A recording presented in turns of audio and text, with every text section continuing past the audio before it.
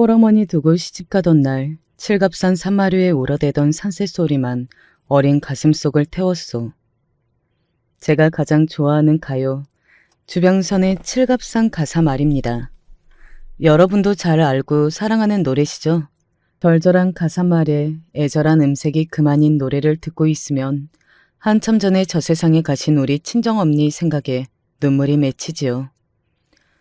이 칠갑산이 자리한 아름답고 조용한 고장, 충청남도 청량이 제가 살아온 터전이죠. 나고 자란 곳은 다른 지역이지만 시집와서 40년 넘게 살다 보니 제 고향처럼 여기를 사랑합니다. 우리 집 어떤 여자는 내 고장을 이렇게나 싫어하지만 말입니다. 시골도 어느 정도 시골이어야 말이지. 이건 그냥 시골도 아니고 아직도 쌍팔년도 모습의 깡시골. 아휴, 내 팔자 내가 꼰 거지. 그딴 놈 뭐가 좋다고 코 끼어서 이런 집에 내 발로 들어갔는지. 이렇게 말하는 여자가요, 바로 제 하나뿐인 며느리 옷이다. 시자가 들어가서 시금치도 안 먹는다는 게 요즘 며느리들이라지만 우리 며느리도 참 희한하죠. 어떻게 희한하게 구는지 자세히 말해보면요. 일단 같이 있으면 얘가 말을 안 해요. 시댁이라고 와서 문간에서 안녕하세요? 인사 한마디만 하고 바로 다른 방 가서 앉아만 있어요. 제가 부엌에서 식사 준비할 때도 그냥 조용히 와서 서 있으면 제가 불편해져서 밥상에 숟가락이나 차리라고 보내버리죠. 우리 딸처럼 다른 여자들처럼 날씨가 어떻고 제 건강이 어떤지 그런 대화를 안 하고 이렇게 가만히 있으면 사람이 얼마나 답답한지 아세요? 그 아이는 밥 먹을 때도 말이 없고 뭐 물어보면 네, 아니요 이렇게 아주 간단한 대답만 해요. 거기에 대고 무슨 안 좋은 일이 있냐? 원체 말수가 적은 아이냐? 하고 물으면 며느리는 웃지도 않고 무표정하게 얘기를 못 들은 듯 가만히 있는 것이죠. 분위기가 싸하니 옆에 있는 아들이 대신 답합니다. 원래 말도 잘하고 이렇게 굴지 않은데 워낙 낯을 가리네요. 아직 시댁이 어렵고 무섭기만 하다고. 어서 엄마랑 친해져야 할 텐데요. 우리 마을 이웃들은 이런 며느리를 보고 흉보곤 하죠. 그 집 며느리는 왕싸가지의 표정이 뚱하니 무서워 어디 말이나 걸겠나 말이요. 그런 애들은 시댁 어르신들이 어찌 지내고 계신지 눈꼽만치도 궁금 안 할 것이요. 이 사람이 뭐래? 아니요. 우리 며느리가 좀 곰살막지 못해 그렇지. 소정은 깊은 아이요. 나 입고 있는 옷도 내 생각났다고 지난번에 사다 주었잖여. 이렇게 내 몸에 꼭 맞고 또 내가 제일 좋아하는 색으로 골랐다는 얘기가 뭐요? 응? 겉보기에는 무관심해 보여도 속으로 시엄니를 많이 생각했다는 증거 아니겠어? 며느리도 자식이라고 남들 앞에서는 이렇게 두둔하고 나섰지만은 사실 속은 씁쓸했죠. 저번에 내려와서 선물이랍시고 주었던 이 꽃분홍색 가디건이랑 검정 바지는요. 실은 자기 친정서 선물로 받은 것을 그 고상한 취향에 안 맞는다고 해서 시골에 있는 사돈이나 갖다 주라고 해서 들고 온 것입니다. 처음 받아보는 며느리의 선물에 가슴이 붕 떴다가 그 아이가 통화하는 소리를 듣고 속내를 알게 되었어요. 그러면 좀 어떻습니까? 어쨌거나 전 그 가디건이 이뻐 보여서 동네 사람들이 모인 자리마다 입고 다녔어요. 내 며느리가 선물해준 옷이라고 거짓 자랑이라도 하고 싶었으니까요. 내 자식도 다 내 맘 같지도 않은데 피도 안 섞인 남의 자식이 어찌 내 맘에 꼭 맞을 수가 있겠나. 그런 마음으로 며느리의 허물은 못 본 척 예쁘게만 보려고 노력했어요. 그러다가 한 번씩 그때 이렇게 정없는 여자랑 결혼하지 말라고 아들을 말렸어야 했나? 후회가 되었지만 별 수 없었죠. 우리 아들은 회계사를 하고 있습니다. 어려서부터 똑똑하고 공부 잘하는 아이는 대학도 고려대 행정학과에 갔습니다. 마을에서 우리 아들 모르면 간첩일 정도로 아들은 공부도 잘하고 의젓한 아이였어요. 남편 복도 없는 내가 불쌍해서 삼신할미가 우리 윤호를 점지해 주셨나 보다 하고 감사한 마음이었습니다. 정말 우리 윤호가 내 인생에 없었으면 전 진즉 혀 깨물고 죽었을 거예요. 남편은 아들 둘 낳고 도박하느라 외박까지 하는 몹쓸 인간이었기 때문입니다.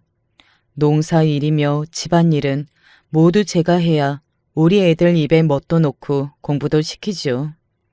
시어머니를 모시고 살았는데 제가 시집 올 때부터 홀로 남편을 키우신 분이었어요. 쳐다보기만 해도 서리빨 같은 냉기에 으스스 할 만큼 차갑고 모진 분이었죠. 어디에 제 마음 의지할 곳이 없을 때 순하고 잘생긴 우리 윤호는 그 존재 자체만으로도 저에게 살아갈 힘을 주었습니다. 또 3년 뒤 태어난 딸 윤영이도 방실방실 잘 웃고 이야기는 또 어찌나 재밌게 하는지 우리 딸 덕에 살면서 웃을 일이 참 많았죠. 언니, 오늘 진척댁 아줌마 이상해 보이지 않았대요? 내가 아까 딱 보고 말았지 뭐야. 진척댁 아줌매가 막걸리에 거나하게 취한 아제비를 막 낑낑대며 부축해오다가 그만 자빠졌어요.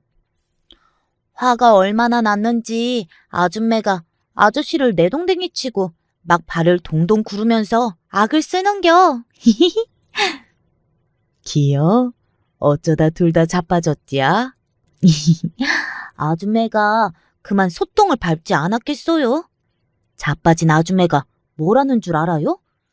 내가 똥 같은 남정네랑 사니께 소똥도 발에 턱 붙나 보네. 잉? 아이고 배야. 시어머니 구박 한바탕에 눈물을 훔치고 있었는데 우리 딸이 일부러 저 웃기려고 해준 이야기였던 거죠. 기특한 딸의 마음에 억지로라도 더 웃고 그렇게 시름도 기구한 팔자도 잊어버렸습니다. 그래도 너희 아버지가 석재 아버지만치만 해도 난 바라는 것이 없겠어. 어젯밤에 집 나가서 아직까지 얼굴 콧배기도 안 보이자뇨. 노름하는 사람은 날밤을 새도 대가 나지도 않은가 보다. 진척댁 남편은 논일이라도 성실히 하는 사람이었죠. 가끔 술 먹고 돌아댕기다가 사고를 치기는 해도 그게 뭐 큰 흉인가요? 우리 집 양반은 가장이라는 사람이 애들은 학교는 잘 다니는지 식구들이 뭘해서 먹고 사는지 관심도 없는 사람이었으니까요. 지난번 친정에서 보내주신 꿀을 한 대 접어서 진천댁에 가지고 갔습니다. 아까 잣 빠졌다면서 몸은 괜찮어? 석재 아버지 요놈으로 꿀물 좀 타드려. 아유, 술을 그만치 마셔댔으니 꿀물 들어갈 자리도 없을 거요. 어째 윤영이가 우리 꼬락서니 보고 얘기한겨? 아까 나를 봤나 보구먼. 이런들 어떻고 저런들 어떻나. 윤호 아버지는 어제 나가서 아직도 안 왔슈. 그래도 석재 아버지만한 서방 없으니 잘 챙겨요. 자기는 어디 아픈 데 없고. 난 됐슈. 윤호 아버지가 그러고 돌아다니는데 그 집 할매는 제 아들에게 아무 소리도 않고 아주 양반 나셨네. 양반요? 아이고, 아까 나보고 가세 갖고 오라는데 빨랑 안 왔다고 연병을 가시네라고 눈물 쏙 빠지게 타박하시던지. 시험에는 내가 불쌍도 안 하나. 왜 나만 보면 꼴비기 싫다고 구박하고 왜 이러는겨? 가착해 지내는 친척댁과 시댁살이 서름, 못난 남편 흉보며 한바탕 수다로 시름을 털어내고 살았죠. 그런데요, 이래저래 살고 있는 저는 뜻하지 않은 일로 더 힘든 시집살이를 견뎌야 했습니다. 밭일을 마치고 집에 오는데 어떤 남자 2명이 우리 애들을 붙잡고 얘기하는 걸 봤는데 그 모양새가 심상치 않았거든요. 그 2사람은 바로 형사였던 것입니다. 김정식 씨가 너희 아버지냐? 지금 어디 계셔? 모릅니다. 저희 아버지는 며칠째 집에 안 들어오셨는데요. 너희 아버지가 뭔 일 친 줄 아냐? 옆 동네 비닐하우스에서 동네 사람들 불러다가 부추기고 도박판을 몇 번이나 벌려놨어. 도박판을 연 건 중한 죄를 지은겨. 너희들이 아버지라고 숨기면 재미없다, 예? 진짜요? 그럼 경찰에서 잡아가려고 오신 거예요? 우리 아버지 잡아가지 마셔요. 아휴, 학교 댕기는 애들이 뭘 안다고 애들 붙잡고 그러는겨. 내가 그 사람 마누라니까 나랑 얘기해요. 남편은 노름하고 다녔지만 요사이처럼 며칠씩 집에 안 들어오는 일은 좀채 없었습니다. 그런데 4일째 집에 안 들어와서 뭔 일이 난 줄 알고 걱정하던 차에 이렇게 형사들이 집에 들이닥친 것이었어요. 형사들은 아예 도박판을 열었다며 남편을 찾으러 다니고 있다고 했습니다. 만약 진짜로 내 남편이 그런 못된 짓거리를 했다면은 내가 직접 그 사람 잡아다가 경찰서로 보낼 것이요. 그러니 내 애들 앞에서 못난 아버지라고 들쑤시지 말고 이만 나가줘요.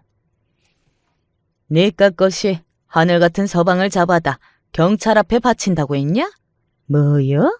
우리 아들이 진짜로 도박판을 했다는 증거라도 있어서 사람을 이래 잡으러 왔다는 거요? 형사 양반들. 집에 들어온 시몬은 다짜고짜 형사들과 나를 잡아 죽일 듯이 노려보며 소리를 질렀습니다.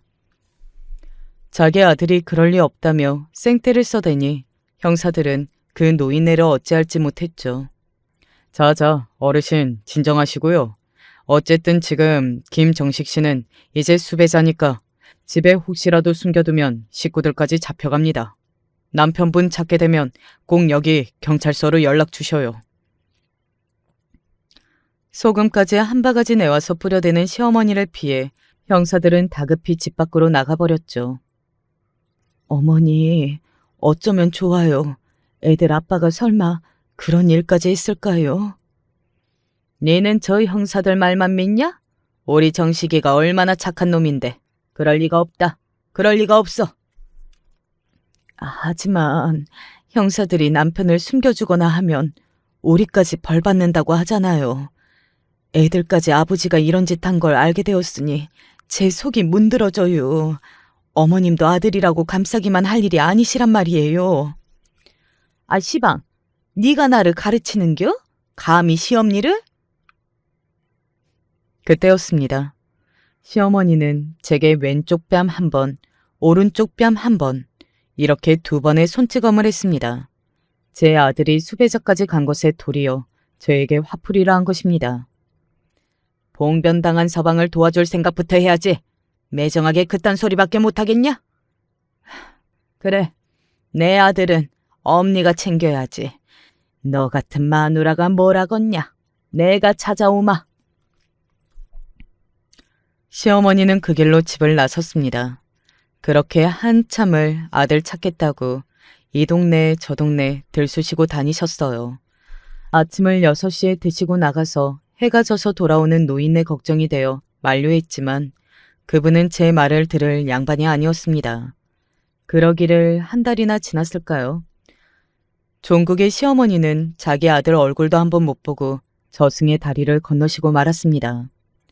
가래 울천에 어머니가 빠져있는 것을 발견한 이웃 주민의 신고로 경찰이 가보니 이미 변을 당하고 만 뒤였다고 합니다.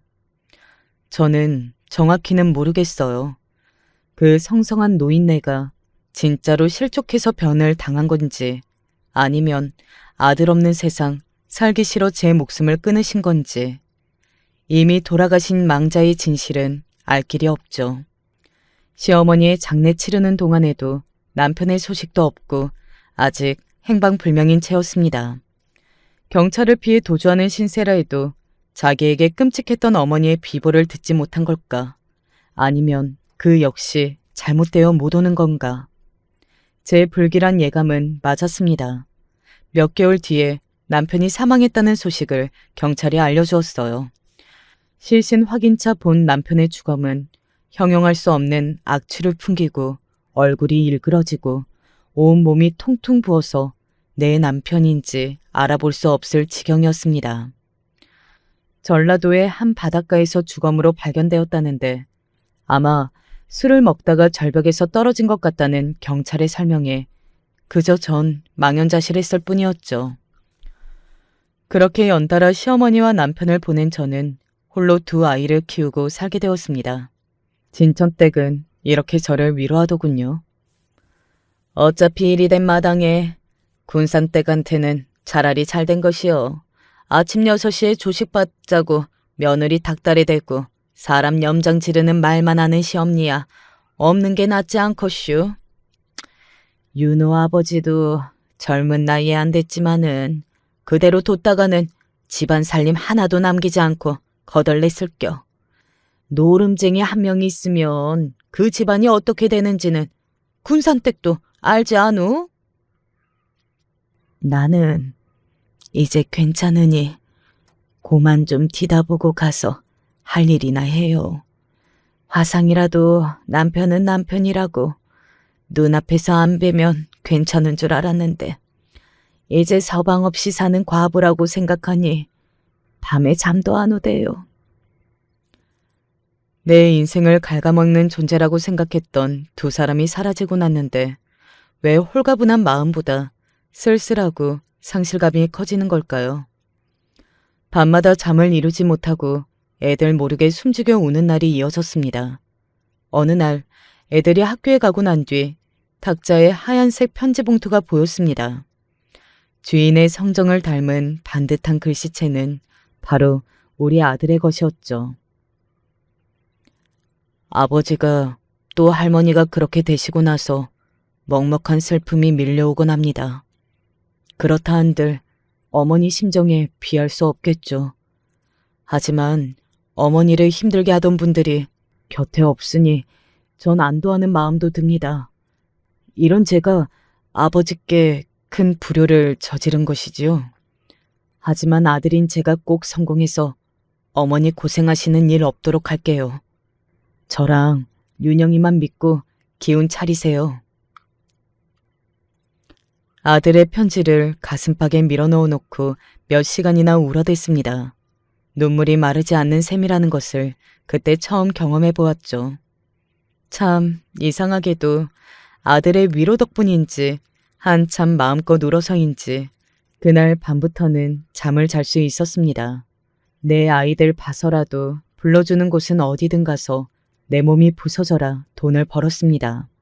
내 지갑은 돈이 들어오는 곳이지 나가는 곳은 없다고 동네 사람들이 손가락질했지만 아무려면 어떤가요?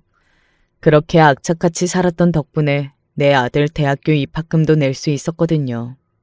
우리 딸 윤영이도 덕성여대에 들어가서 자식들은 모두 서울로 보내고 혼자 남았어요. 나는 청양에서 우리 애들과 매일 통화하고 문자하는 낙으로 살았습니다. 자식들이 좋은데 취직하고 결혼까지만 하면 이제 내 도리는 다 했구나 했죠. 벼가 잘 익어가는 어느 가을날 밭일을 마치고 돌아오는 길에 집 마당에 아들이 어떤 여자와 서 있는 것이 아니겠어요? 아들은 저에게 결혼 승낙을 받겠다고 사귀던 아가씨를 데리고 온 것이었습니다. 하얀 블라우스에 감색 치마를 입고 긴 머리를 늘어뜨린 아가씨는 저에게 고개를 숙여 인사를 하고는 저를 슬쩍슬쩍 보더군요. 얘는 귀한 손님 데리고 올 거면 온다고 미리 얘기하지 그랬냐. 엉클어진 머리와 밭일하느라 흙때 묻은 몸빼바지를 처음 만난 예비 며느리에게 보여준다는 것이 좀 불편했습니다. 어차피 우리 집 사람이 될 아이지만 예의를 갖춘 옷차림으로 좋은 인상을 주고 싶었어요. 서둘러 방에 들어가서 간단히 씻고 한복을 골라 입고 머리도 점매서 애들 앞에 나섰습니다. 오, 우리 엄마도 이렇게 꾸며 입으니까 마치 딴 사람 같네요. 윤호 씨가 어머님을 많이 닮았는가 봐요. 어머님께서 참 미인이시네요. 아유, 늙은 사람한테 실없는 말로 장난치면 못 쓴다. 너희들 인자 점심 먹어야지. 애들 밥 해주려고 급히 부엌으로 들어가려는 저를 아들이 붙잡았습니다. 이거 죄송해서 어쩌죠. 급한 마음에 엄마한테 이 사람 소개해주고 싶어서 바람처럼 왔는데 자시간이 있어서 1시간 뒤에 바로 올라가야 해요. 그래도 이렇게 멀리까지 왔는지 엄니가 밥도 못 해주고 어떻게 보낸대? 반가운 애들에게 밥도 못 해먹이고 보내줘야 한다니 서운함부터 들었습니다. 대신 쪄놓은 핵고구마와 밤을 까먹이며 이런저런 이야기를 나누었죠. 저기 얘야, 별거 아니지만 너희 부모님께 전해드려라. 이번에 수확한 거라 맛은 기가 막힐 거. 예비 며느리에게 핵고구마와 햇밤을 잔뜩 보자기에 싸서 들려보냈습니다. 아이고, 조만한 아들놈이 언제 커서 이제 장가 간다고 절에 왔네. 응? 뿌듯한 마음으로 구체적인 결혼 소식을 전할 아들의 연락을 기다리고 있었어요. 하지만 아무리 기다려도 아들은 결혼 이야기나 상견례 얘기도 없기에 아들에게 전화해 넌지시 물었어요. 나는 네가 좋다고 하는 아가씨는 누구든 좋았을 사람이요. 근데 지난번 데리고 온 아가씨는 어떻게 잘 지내고 있는겨? 어째 아직까지 결혼 얘기가 없다니? 우리 아들은 좀처럼 자신의 속내를 드러내지 않는 아이였어요. 특히나 아프거나 힘든 일이 있을 때면 제 엄니 속 끓을까 봐서 더 입을 닫는 그런 아이요. 푹 내쉬는 한숨 소리하며 아들이 말하는 모양새만 봐도 엄니인 전 아들 결혼에 나쁜 일이 생겼음을 짐작할 수 있었죠. 혹시나 제 오랍의 사정을 아는가 해서 딸 윤영이에게 물어보았더니 아들과 결혼할 아이의 친정집에서 우리 아들을 반대한다고 했습니다. 어디에 내놔도 부족함 없는 내 아들이 뭐가 마음에 안 들까 노여운 마음이 들었지만 그보다 힘들어할 아들 걱정이 더 되었죠. 아들을 위해 해줄 수 있는 일을 고민하다가 독한 마음 먹고 예비 며느리에게 전화했습니다. 아가, 잘 지내고 있었니? 내가 긴히 할 얘기가 있어서 너 바쁜 줄 알지만 이렇게 전화를 했구나. 네, 무슨 용건이세요? 용건이라는 단어에 멈칫했습니다. 결혼하겠다고 인사도 드리는 사이에 용건이 없으면 전화하면 안 된다는 듯이 들렸거든요. 예비 시어머니가 먼저 연락했는데 꼭 그렇게 얘기해야 할까? 당황한 마음을 가다듬고 최대한 친절하게 이야기를 이어갔죠. 윤호가 제 심란한 이야기를 나에게 직접 할 아이는 아니고 어찌 통해 들었는데 너희 집안에서 윤호를 반대한다는 것을 알았다. 혹시 그 이유를 알 수 있을까? 제가 직설적으로 묻자 며느리는 당황했는지 하다가 이내 솔직히 털어놓더라고요. 어머님 기분 나쁘시겠지만 저희 부모님 입장을 그대로 전해드릴게요. 윤호 씨는 능력도 있고 사람은 마음에 드는데 집안이 좀 꺼려진다고 하세요. 서울 태생인 저희 집에서 부산이나 대전 정도의 집안도 아니고 청량은 아주 낯선 시골이에요. 속된 말로 소 팔고 쌀 팔아서 자식 뒷바라지한 홀어머니께서 며느리에게 바라시는 것이 많을 것 같다고 걱정하시죠. 그 아이의 한마디 한마디가 남들에게는 충분히 그래 보일 수 있는 사실이었기에 반박할 말이 없었습니다. 하지만 전 정말 아들과 결혼할 아이에게 원하는 것이 없었는데 그것에 대해서는 억울한 마음이 들었죠. 그래, 딸 키운 부모 입장에서야 그러실 수 있겠구나. 그러면 부모님께 이제 내 얘기를 좀 전해주려무나. 나는 자식 키우면서 뭐 바라고 한 적은 없는 사람이다. 윤호가 결혼하든 윤영이가 시집가든 난 내 고장에서 혼자 잘 살아갈 것이고 자식은 자식대로 잘 살아주기만을 바란다. 명절이다 제사다 하며 너는 물론 자식들에게 강요할 것은 전혀 없고 시어머니로서 내 최선의 도리를 지킬 것이니 내 걱정 마시라고 잘 말씀드려다오. 예비 며느리는 제 이야기를 잘 정리해서 사돈댁에 전해드린 모양인지 윤호는 그 다음 주에 상견례 날짜를 정했다고 얘기했습니다. 그리고 상견례를 마치고 와서 딸 윤영이는 씩씩거리며 집에 들어와 불만을 토했습니다. 오빠, 정말 그 언니가 최선이야? 몇 번 만나면서 언니가 좀 냉정한 사람이라고 생각은 했지만 그 집 식구들 보고 나니 내 느낌이 맞다는 확신이 드네. 서울 깍쟁이들은 예의를 지켜야 할 자리에서 할 말 못할 말 다 해야 직성이 풀리는 거냐고. 우리 엄마가 혼자 우리 키우신 게 자랑스러운 일이지. 그게 자기들 근심거리라면서 말끝마다 홀어머니, 홀어머니, 시골이 어떻고 무시해대잖아. 저 어머니도 그 자리가 많이 불편하셨을까요? 아니요. 엄니는 정말 괜찮았어. 그 집에서 예약했다는 식당 밥도 맛있었고 일단 사돈 어르신들이 너를 마음에 들어 하시니 그거면 되는 거지. 아들에게 애써 괜찮은 척했지만 사돈댁과의 만남으로 제 가슴은 저릿저릿 아렸습니다. 내세울 것 없는 시골 집안에 어쩔 수 없이 털어놔야 할 애들 아파의 부끄러운 이야기까지. 거기에 눈치를 보면서 나는 합가할 마음도 없고 며느리에게 부담 지을 이유가 하나도 없다는 해명 아닌 해명을 해야 했으니까요. 며느리네 집은 서울이 고향에 깨끗한 아파트에 살고 좋은 승용차를 타고 다니는 사람들이니까 그들 눈에 저는 그렇죠. 비루한 집안으로 비추어졌을 겁니다. 마음은 아프지만 현실을 받아들이고 최대한 아들의 결혼에 누가 되지 않으려고 신경 썼을 뿐이에요. 그리고 전 아들에게 1억이 든 통장을 주었어요.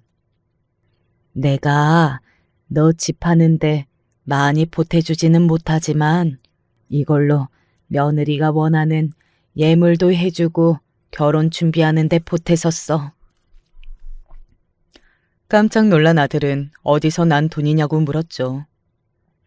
뭐요? 엄니가 이런 큰 돈을 어디서 훔쳤다는 거요?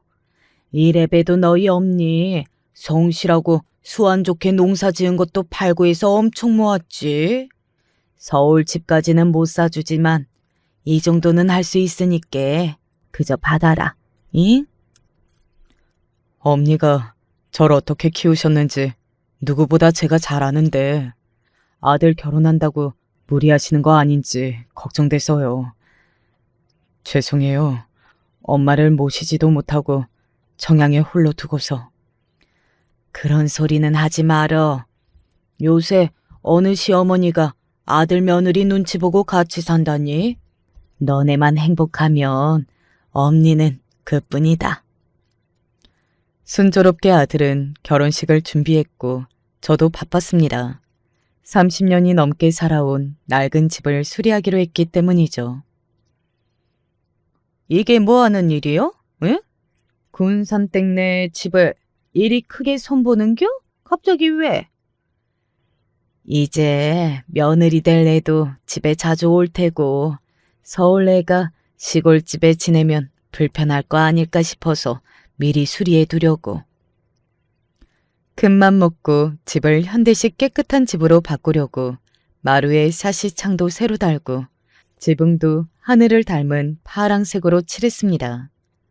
애들 때문에 시작한 공사였지만 새 단장한 집을 볼 때마다 돈 생각이 안 날 만큼 제가 좋더라고요.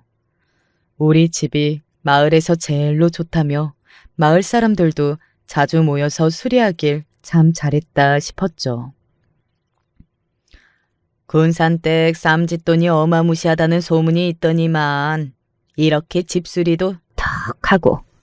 근데 있잖여. 수리하면 뭐요? 아들네가 뭐 그리 자주 뒤다보지도 않잖여. 성님은 뭐 그런 쓸데리 없는 말을 하고 그려요. 자식 흉보는 소리에 속이 상했지만 사실이 그랬습니다. 마음을 내려놓는다고 내려놨지만 생각보다 더 아들네는 집에 안 왔어요. 명절에 며느리네 친정에 먼저 가도 괜찮다. 우리 집 제사도 많으니 너희 아버지 기일에만 오너라. 제사 음식도 내가 다 하마. 이렇다 보니 1년에 며느리를 보는 횟수는 많아야 4번. 코로나 때에는 조심한다고 해서 한 번이나 봤을까요? 아들네에 분란 주고 싶지 않아서 배려랍시고 전 그리 지내왔습니다. 제가 며느리를 어려워하고 며느리는 우리 집에 오면 불편해하는 기색이 역력하니 아들은 중간에서 입장이 난처했을 것입니다. 그래서인지 아들 혼자 혹은 손주만 데리고 가끔 청양에 내려오곤 했어요. 저도 며느리 없이 아들 손주와 있을 때가 한결 마음이 편하고 제 마음 가는 대로 해줄 수 있어 좋았습니다. 며느리의 허물은 애써 눈을 감고 귀여운 우리 손주를 낳아준 것만으로 고마워하기로 했죠. 그러던 중 설날에 집에 내려온 며느리가 통화하면서 하는 얘기를 엿듣게 되었습니다. 너도 참 불쌍하다. 요즘 누가 시댁에서 명절 연휴를 다 보내? 나처럼 하루만 딱 있다가 바로 친정 가서 쭉 지낼 거야. 근데 남편이 지랄 안 하냐고? 신혼 때는 내가 시댁에 안 가려고 한다고 자기 엄마가 너 표정 때문에 눈치 본다고 갔다 와서 막 뭐라 하기도 했었지. 근데 지가 그러면 어쩔 거냐고. 못 참겠으면 이혼하고 애는 내가 데려가겠다고 엄포를 놓으니 남편이 별 수 있겠어? 그 말을 들으니 억장이 무너지고 화가 뻗쳐서 들고 있던 걸레를 바닥에 내동댕이 쳐버렸습니다. 꼿꼿하고 당당하게 세상 살아가는 아들이 나 때문에 며느리에게 무시당하고 저래도 군소리 못하고 살고 있었다니. 미울수록 내 새끼라 생각하고 보듬어 주려고 했지만 더 이상 며느리를 귀엽게 봐줄 수가 없더군요. 제가 너무 원통해하니 이야기를 듣던 진천댁이 하는 말에 머리를 얻어맞은 듯 했어요. 그 집 며느리가 보통 것이 아니여. 내가 그랬잖여. 좋게만 대해주면 그것이 당연한 줄 알고 지가 더 기고만장해질 거라고. 돼지도 먹이만 먹인다고 키우는 게 아니여. 엉덩이도 쳐주고 아픈 주사도 놔줘야 지대로 크는 거요. 진천댁 말이 맞는다는 걸 알고 있었지만 그래도 내 자식은 다를 것이라며 좀 더 며느리를 믿어보기로 했습니다.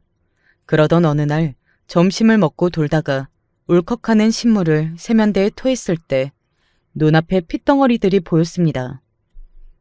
아니, 이게 뭔 일이요? 몇 달째 소화도 안 되고 명치 쪽이 살살 아프다 해서 읍내 약국에서 받아온 소화제로 버텼었죠.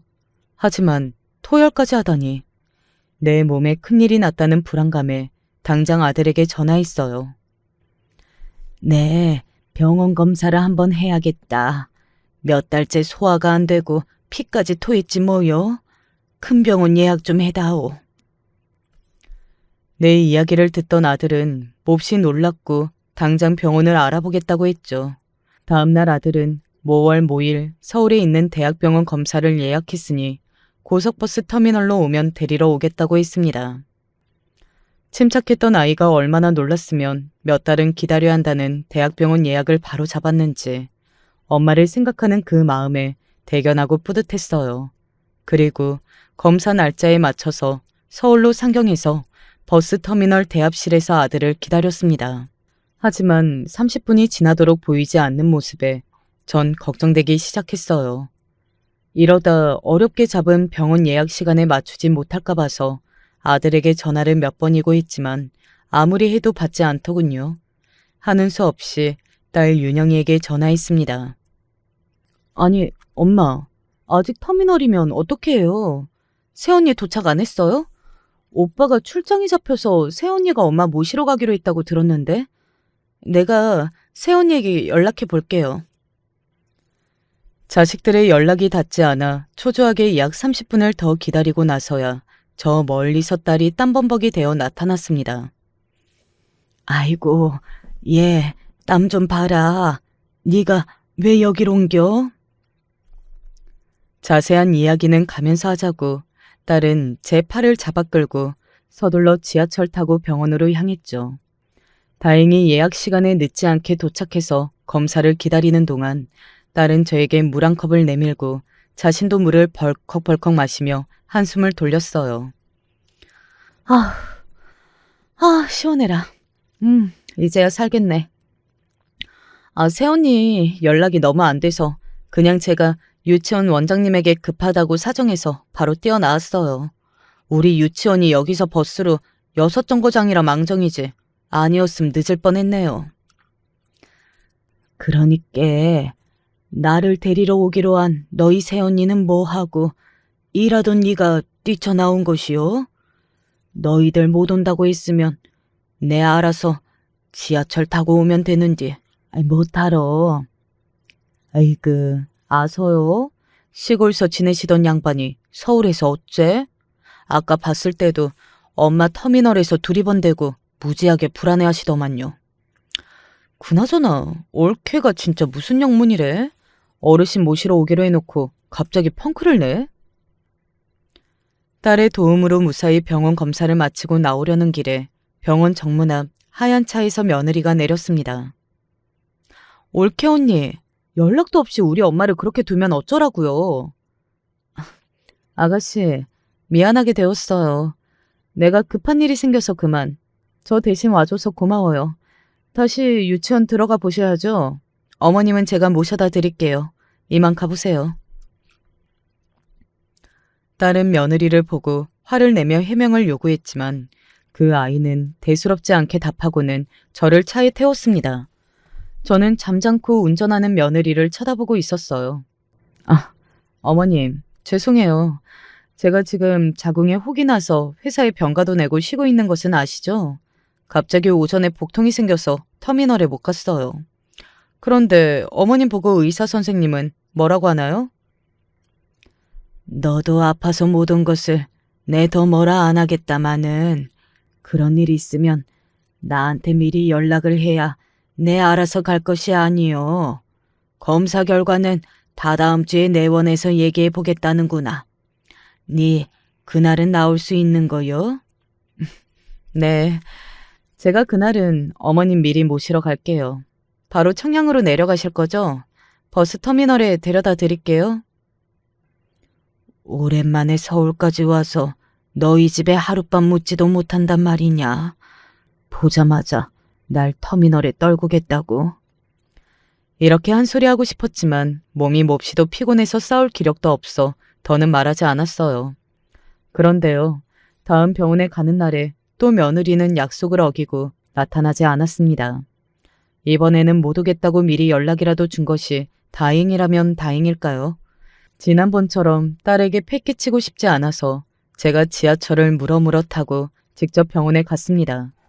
다행히 암이나 큰 병은 아니고 중증 역류성 식도염과 위염이라며 의사는 약을 처방해주고 주기적으로 병원 다니라고 했습니다. 약봉지를 들고 복잡한 서울을 헤치고 돌아가면서 속으로 이런 다짐을 했어요. 며느리 하는 짓을 보니 잘해주는 것만이 자식 일의 능사가 아니요. 내 앞으로는 며느리를 제대로 가르쳐야겠구나. 얘야, 내가 다음 병원 가는 날이 땡월 땡일이다. 병원 갔다가 너희 집에 들려서 점심 먹고 갈 테니 그리 알아라. 며느리에게 문자로 이렇게 통보하고 2달에 한 번씩 병원에 갈 때마다 아들네 집에 들렀습니다.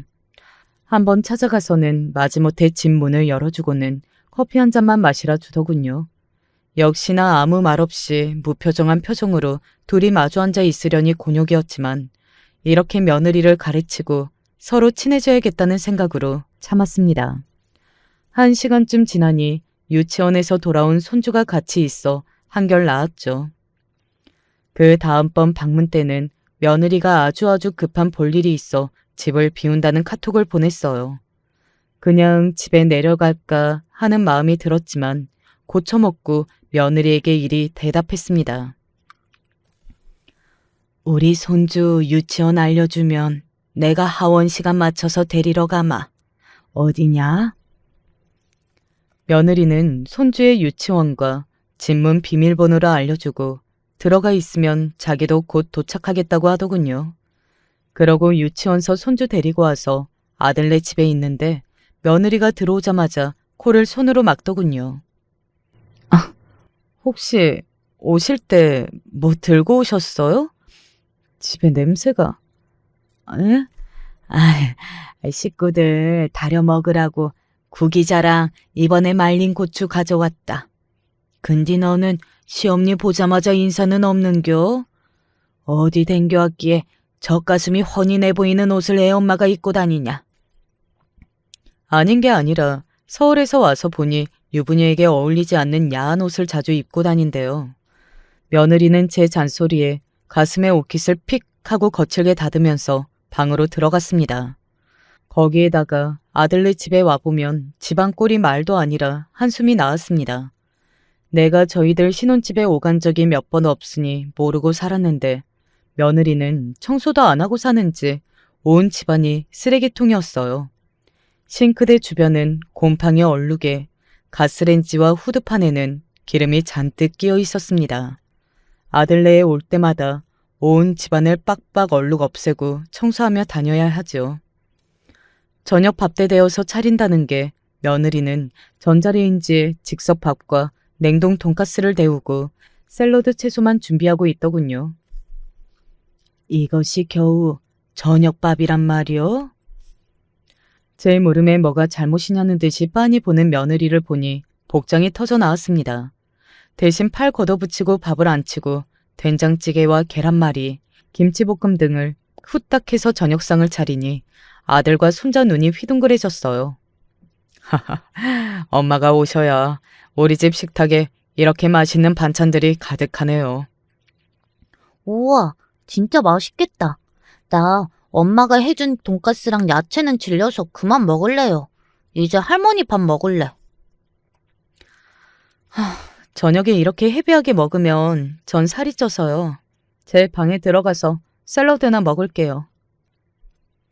식구들 반응에 기분이 상했던 모양인지 며느리는 같이 안 먹고 방에 들어갔지만 손주와 아들이 만나게 먹는 모습을 보니 그렇게 뿌듯하더군요. 내가 30년 동안 키운 니는 얼마나 깔끔한지 사내에어도 방이며 옷이 늘 청결했지. 그런데 지금 며느리랑 이렇게 살면서 불편해하지 않는겨? 집밥도 변변하게 못 얻어먹고. 요즘 아내들이 그러려니 해야죠. 뭐 육아가 바쁘고 힘들다 하니까 제가 맞춰줘야지 어쩌겠습니까? 그런데 엄마 음식 오랜만에 먹으니 맛있네요. 밥 한 그릇 더 주세요. 엄마 걱정하지 말라고 일부러 속없이 웃는 아들이 짠해 보였습니다. 내가 엄니처럼 진작에 며느리도 갈치고 할 것을 잘못했구먼 그려. 저 사람도 마음은 안 그런데 어떻게 할 줄 몰라 엄마한테 살갑게 못하는 것 같더라고요. 그래도 이렇게 자주자주 뵈면 서로 좋아질 것 같아요. 그랴, 내 다음번에는 너희 사촌형 결혼식 때 맞춰 올겨. 그날은 너희 집서 하룻밤 자고 내려간다. 이? 자고 가도 좋다는 며느리의 허락을 미리 맞지 않아 내심 걱정이었지만 이렇게 아들에게 얘기해 두었죠. 사실 아들네 집에 간다고 해서 며느리가 밥을 차려준다거나 효도는 받지 못합니다. 그래도 멀리 떨어져서 7년 넘게 사는 동안 가족 간의 정이 붙지 않아서 일부러라도 며느리랑 친해져 볼 요량이었죠. 물론 그런 내 마음을 며느리는 깡그리 무시했지만 말입니다. 조카의 결혼식이 끝나고 아들 집에서 하룻밤 묵고 내려가는 길에 며느리에게 고마운 마음을 카톡으로 전했죠. 네 덕분에 편하게 잘 있다가 간다. 시어머니랑 하룻밤 지내는 게 처음이라 불편했을 텐데 고마워. 앞으로 너희들과 더 각잡게 지내고 싶구나. 그리고 도착한 며느리의 답장은 말이죠. 상놈의 자식이나 할 법한 말이었습니다. 아씨, 짜증나네. 뭘 또 와요. 어머님 오시면 온 집안의 시골 냄새가 진동해서 못 참겠거든요. 시골 거름 냄새, 쾌쾌한 된장 냄새에 나가자마자 페브리즈 한 통을 온 집안에 뿌릴 지경이니까요. 우리랑 어머니는 사는 세상이 다르니까 앞으로 집에 오지 마세요. 아들이 절 청량히 내려다주는 차 안에서 며느리의 카톡을 보며 입을 다물지 못했습니다. 아무리 생각해도 내가 이런 상스러운 말 들을 정도로 잘못한 것은 없는 것 같은데. 기가 막히고 억울해서 저도 모르게 눈물이 흘러내렸습니다. 여간한 일에는 눈물을 비추는 일이 없는 제 모습을 보고 아들은 깜짝 놀랐죠. 엄마, 무슨 일이 있으세요? 왜 갑자기 눈물까지 흘리시고. 이제 혼자 참을 일이 아니었습니다. 아들도 며느리가 어떤 아이인지 알아야 하니까 며느리가 보낸 말을 보여주었습니다. 불려수 같은 년이 제 남편에게는 꼬리를 감추고 살았던지 아들은 그 카톡을 보고 믿을 수 없어 했어요. 이게 진짜 내 아내가 엄마한테 보낸 거라고요? 진짜? 그러던 아들은 한마디도 안 하고 무서운 얼굴로 앞만 보며 운전했습니다. 우리 집에 도착해 내리면서 그런 아들이 걱정되었어요. 너 이거 보고 집에 뭔 일 내는 거 아니지? 엄니는 다 괜찮으니까 몸 조심해서 올라가라. 잉? 갑자기 아들은 차에서 나와 내 앞에 무릎을 꿇고 고개를 숙인 채 제가 죽일 놈입니다, 엄니. 엄니가 아버지랑 할매한테 맞고 고생하는 거 다 보고 커온 아들이 효도는 못할 망정 엄니 억장 무너지게 했으니까요. 엄니한테 도윤 엄마가 진심으로 사죄드리도록 곧 데리고 내려오겠습니다. 이러고 떠나는 아들 차를 바라보며 전 가슴을 졸였습니다. 무슨 사단이 나고야 말겠다는 불안함으로 밤잠을 설치고 다음 날이 되어 알게 되었어요. 벌어지고야 말 일은 벌어지고 만다는 것을요. 다음 날 아침 일찍 안사돈이 전화해서 내가 받자마자 고함을 치는 통에 정신이 없었어요. 시골뜨기 청것들이랑 이래서 섞이기가 싫었는데 당신 때문에 우리 딸이 울며불며 어제 친정집에 왔어요. 사이랑 대판 싸우고 어찌나 김서방이 독하게 굴었는지. 내 딸이 당신 앞에 무릎 꿇지 않으면 갈라서겠다고 하더라고.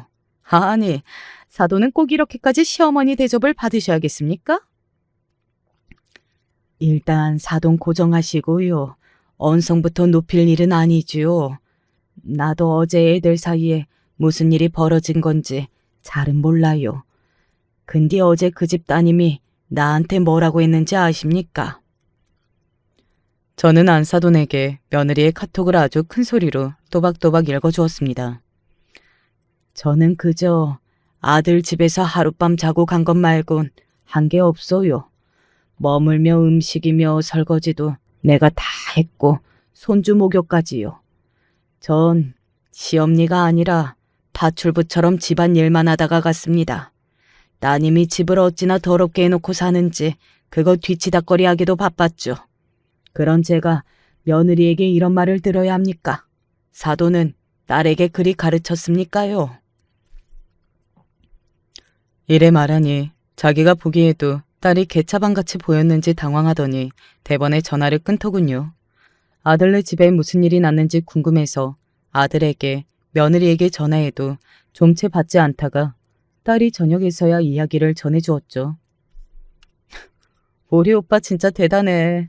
몇 년 동안 점잖게 올케가 뭐래도 참던 사람이 꼭지가 돌았던데요? 지금 우리 집에 도윤이 와 있어요. 엄니 답답해서 숨 넘어간다. 무슨 일 났는지 자세히 설명 좀 해봐라. 응? 올케가 엄니 보러 청량에도 잘 안 가고 있던 것은 오빠에게 거짓말하고 애교 피우면서 불쌍한 척 연기했던 거였대요. 자기가 알러지도 있고 민감한 체질인데 청양 집에만 가면 기도가 막힐 지경으로 몸이 아프다면서 안 가려들고 가서도 오래 못 머문다고 집에 가자고 보챘대. 사실 올케 알러지도 없고 챙겨간 약도 사실은 비타민제였다는 새빨간 거짓말이 밝혀지고 만 거죠. 그리고 엄니도 봤겠지만 올케가 집안일 하나 안 하고 나돌아다녔다면서요. 아프다면서 회사 일 그만두고 집에 있는 여편네가 바쁠 일이 뭐겠어요? 그려, 내가 봐도 걔가 외출이 잦은 것 같았지. 도윤이 유치원 하원 시간에 늦기도 하고 말이여. 알고 보니까 동창생 남자랑 만나고 다녔다나 봐.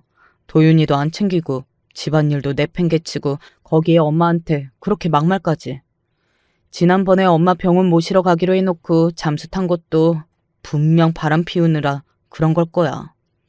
아이고 아이고 세상에 그런 것이 다 있다냐? 딸이 내뱉는 며느리의 행실은 속속들이 믿을 수 없었습니다. 그래요. 나한테 좀 시험니 대접도 못하고 대바라지게 말할 수도 있겠죠. 하지만 그것은 어디까지나 내 아들, 내 손주 잘 챙기고 아녀자로서 할 일을 했을 때의 얘기지. 이런 환학년을 우리 집안 며느리로 두고 있을 수는 없었습니다. 안 되겠다. 내가 그년 머리채라도 잡고 교육을 시켜야겠어. 엄만 가만 계셔요. 우리 오빠가 어떤 사람이에요? 지금 엄마나 나보다 더 기절할 정도로 화가 나서 옳게 두고 보지 않을 거야. 그만한 복수를 준비한다면서 도윤이를 나한테 맡겼으니까 그저 믿고 기다려 봅시다. 딸은 한사코 나를 말리고 기다리라고 했습니다. 자식 말 믿고 기다려봤지만 화딱지가 나서 속이 터져 참을 수가 있어야 말이죠. 그래서 결국 며칠 뒤 아들네 집에 쫓아갔습니다. 아들이 사는 아파트 앞에 사람들이 모여서 웅성웅성거리고 무슨 구경이 났나 했죠. 무슨 일인가 빼꼼히 구경해보니 글쎄 내 아들, 딸, 그리고 며느리와 안싸돈이 거기서 싸우고 있었어요. 자네 사람 그렇게 안 봤는데 남자가 아주 치사하고 좀뺑이 같구만. 우리 바깥 양반 회사며 동창회 모임에 따라와서 내 딸 흉을 봤다지? 그런 것은 흉이 아니고 사실을 폭로한 겁니다. 아들 있는 유부녀가 남자 만나고 다니는 걸 얘기한 게 뭐 어떻다고요? 참나, 예쁜 여자한테 남자들이 쫓아다니는 거 보고 남편이라는 것이 의심이나 하고 한심하구만. 예쁘긴 누가 예뻐요. 새언니 이미 눈이랑 코 성형했던 거 누가 모를 줄 알고요? 그런데도 저 까맣고 여드름 가득한 피부에 넙대대한 얼굴. 솔직히 옳게는 못생긴 얼굴이죠. 나랑 친구들이 새언니 인스타에 몇 마디 남겼더니 많은 댓글들이 동의하던걸요 뭐. 포토샵 한 사진은 새빨간 거짓이고 실물 보고 어째저리 못생겼냐고 다들 난리. 며느리는 원래 좀 박색인데 자기 외모에 콤플렉스가 있는 데다가 딸의 못생겼다는 말에 화를 참지 못했어요. 야, 내가 무슨 성형했다고? 네가 봤니? 너 내 얼굴 갖고 말하면 찢어 죽여버릴 거야. 그리고 아가씨가 내 인스타 라이브 방송하며 물건 팔 때 와서 악플 달았지? 내가 지금 아가씨 때문에 본 손해가 얼마인 줄 알아요? 아픈 어르신 병원 모시러 가기로 해놓고 바람 피느라 안 온 것 하며 시엄니한테 집에 오지 말라며 막말했던 게 없는 말 아니잖아요. 게다가 어린 아들을 집에 혼자 두고 사내나 만나러 다니다니. 넌 못난 얼굴에 마음은 더 고약한 여편네야. 반성이나 하라고. 그러자 사람들은 며느리에 대고 하나같이 손가락질했어요. 아유 세상에, 요즘 저런 여자도 있나 보네. 뻔뻔스럽게 저러고도 뭘 잘했다고 남편과 시누이에게 악쓰는 것 좀 봐요. 저 아줌마 평소 행실도 아주 대먹지 못했어. 매주 쓰레기 분리수거도 엉망으로 해놓고 술병은 또 한 박스씩 버리더라고. 남편이 술고루인가 했더니 저 여자가 남자 불러서 술 마시고 놀았던 거구만. 우리 동네에 저런 여자 살게 둬야 해요. 반상이라도 열어서 내쫓읍시다. 모인 사람들의 지탄을 받자 안사돈은 점점 얼굴이 굳어가고 두려워하기 시작했어요. 그리고 며느리는 땅바닥에 털썩 주저앉아서 아이처럼 생떼 쓰더군요. 억울해. 왜 나만 잘못했다고들 그래? 당신들이 냄새나고 보잘것없는 촌뜨기 시댁 모시고 살아보라고. 어디? 며느리의 말에 더 화가 난 사람들은 넌 사람도 아니라며 화를 내고 무섭게 그 둘을 애워쌌습니다. 거기에 며느리와 안사돈은 겁을 먹고 도망치듯 가버렸죠. 얘들아, 어쩌다 밖에서 이리 싸웠어, 야.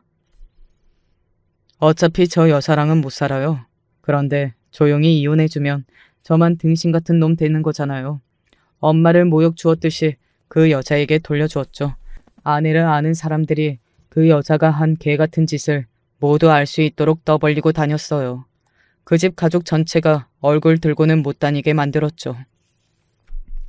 맞아요. 그리고 새언니가 SNS에 미쳐 살잖아요. 인스타가 세상 제일 중요한 사람인데 거기 구독자들이 언니 실체를 알도록 만들었더니 저렇게 눈이 뒤집혀져서는 오빠랑 나한테 발길질까지 하려 했다니까. 그래서 동네 사람들이 다 알도록 아예 아파트 단지로 나와서 싸워댔어요.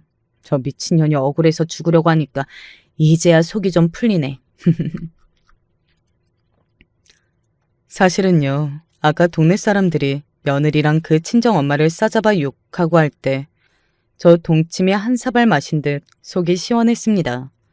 쥐새끼만치 꽁무니 빼고 달아나는 그년들을 보며 아주 고소했죠. 하지만 갑자기 걱정이 드는 겁니다. 그런데 좀 걱정이 되는 건 우리 손주가 앞으로 여기서 어떻게 지내냐? 지엄이 더러운 과거와 우리 가족사가 다 알려졌는데. 어차피 여기 아파트 팔려고 부동산에 내놨어요. 아내랑 이혼하고 이사 가려고 했으니까요. 그래서 말인데 당분간 우리 도윤이를 엄마가 봐주실 수 있을까요? 아들의 얘기에 제가 거절할 리가 있겠어요. 그날로 도윤이 짐을 챙겨서 데려와 제가 키우기 시작했습니다. 염려했던 것과 달리 이혼으로 인해 아들과 손주가 힘들어한 시간은 길지 않았습니다. 제 엄니를 찾을 법도 한데 오죽 어미 사랑 못 받고 힘들었으면 그 어린 것이 이러더군요. 우리 도윤이는 할미 집에서 지내도 괜찮니? 엄마 안 보고 싶어? 보고 싶어요. 그런데요, 엄마가 보고 싶지만 같이 있으면 아마 마음이 아플 거예요. 또 힘들 거예요. 지금은 할미 집에서 있는 게 제일 재밌고 좋아요.